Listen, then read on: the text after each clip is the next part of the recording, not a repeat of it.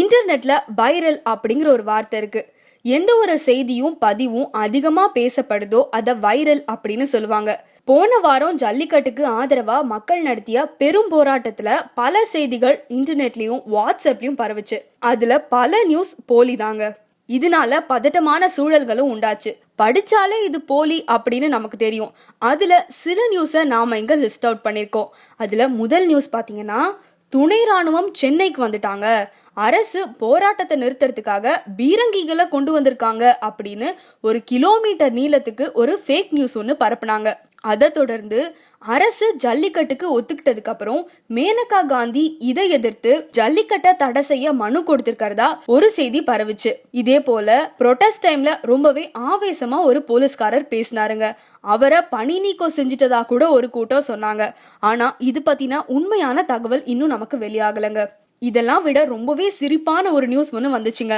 அதாவது போராட்டத்தை பார்த்துட்டு மக்கள் பீட்டா, கோக், பெப்சியை எதிர்த்து கண்டனம் தெரிவிக்கிறதால அமெரிக்க அதிபர் ட்ரம்ப் மோடிக்கு கால் பண்ணி எச்சரிக்கை விடுத்ததா ஒரு நியூஸ் ஒன்று வந்துச்சு பாருங்க.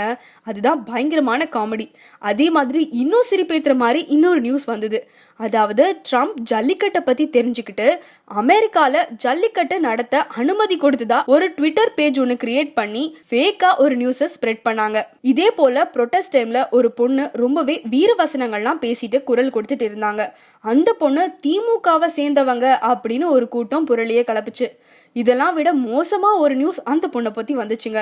அதாவது அந்த பொண்ணு கொலை செய்யப்பட்டுட்டாங்க அப்படின்னு ஒரு நியூஸ் வந்துச்சு. ஒரு கட்சியோட தலைவர் அவங்கள தண்டவாளத்துல இருந்து தள்ளி விட்டு கொடூரமான முறையில கொன்னுட்டாங்க அப்படின்னு ஒரு செய்தி ட்விட்டர்ல வைரலா பரவுச்சு. இவங்கெல்லாம் ரூம் போட்டு யோசிப்பாங்க போல இருக்குங்க. சரி, அது கூட பரவாயில்ல. இன்னொரு நியூஸ் பாத்தீங்கன்னா, திங்கக்கிழமை பெட்ரோல் போடுறத தவிர்த்துட்டா அமெரிக்க பொருளாதாரம் வீழ்ச்சி அடைஞ்சிரும், இதனால அவங்க பயந்து விட்டுருவாங்க அப்படின்னு சில செய்திகளும் கிளம்பிச்சு.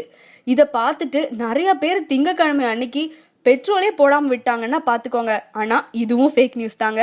இதே போல இன்னொரு ஃபேக் நியூஸ் ஒன்று வந்துச்சு.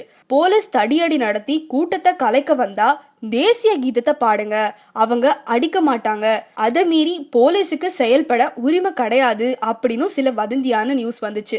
இதெல்லாம் விட காமனா ஒரு நியூஸ் ஒன்று போயிட்டு இருந்ததுங்க. அதாவது சில கட்சி தங்களுக்கிட்டே நியூஸ் சேனல்ஸ் வச்சிருக்காங்க. அவங்க தங்களோட தலைவர்கள் சொன்னதால தான் போராட்டம் வெற்றி பெற்றுச்சு அப்படின்லாம் கதை கட்டி விட்டுட்டு இருந்தாங்க. இந்த மாதிரி பல ஃபேக் நியூஸ் அந்த ஒரு வாரத்துல ரொம்ப வைரலா ஸ்ப்ரெட் ஆச்சுங்க. வைரல் அப்படிங்கிற வார்த்தை ஃபேக் நியூஸ்க்கு தான் அதிகமா யூஸ் ஆகுது. இந்த வீடியோ உங்களுக்கு பிடிச்சிருந்தா லைக் பண்ணுங்க, ஷேர் பண்ணுங்க. இந்த மாதிரி இன்னும் பல தகவல்களுக்கு நம்ம சேனலுக்கு சப்ஸ்கிரைப் பண்ணுங்க.